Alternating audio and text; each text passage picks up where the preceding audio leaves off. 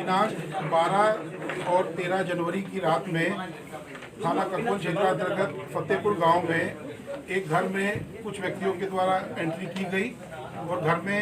रहने वाले बुजुर्ग दंपत्ति जिनका नाम श्री छम्मी लाल और उनकी पत्नी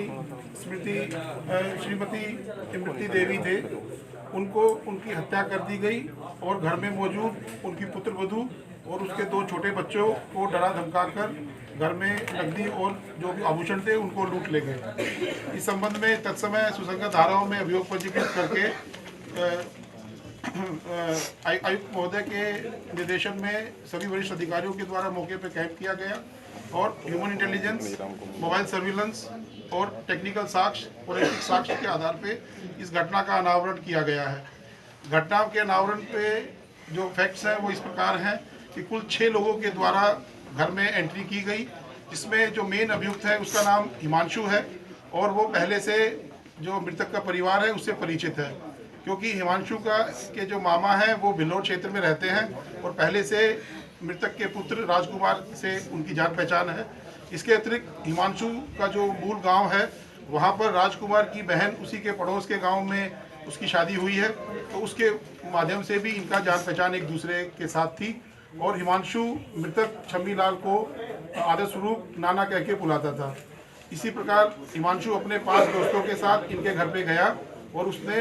अपने नाना को, जिसको नाना बोलते थे, छम्मी लाल को आवाज़ लगाई कि नाना मैं हूँ, दरवाज़ा खोलिए।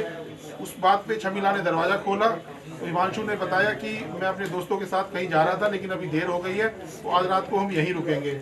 ये छम्मी लाल का जो परिवार है, राजकुमार का जो परिवार है, ये काफ़ी सामाजिक परिवार है और आस पड़ोस के लोग इनके घर में अक्सर टीवी देखने या कोई मदद मांगने के लिए आते रहते हैं और इस वजह से इनका गांव में लोगों से काफ़ी मेलजोल भी है और इसीलिए लोगों ने उनको बीडीसी के पद पे भी चुना है। इसी बात को जब वो लोगों के लिए, उन 6 लोगों के लिए छम्मी लाल ने अपने घर पे रुकने का इंतजाम किया, उनको बिस्तरा दिया,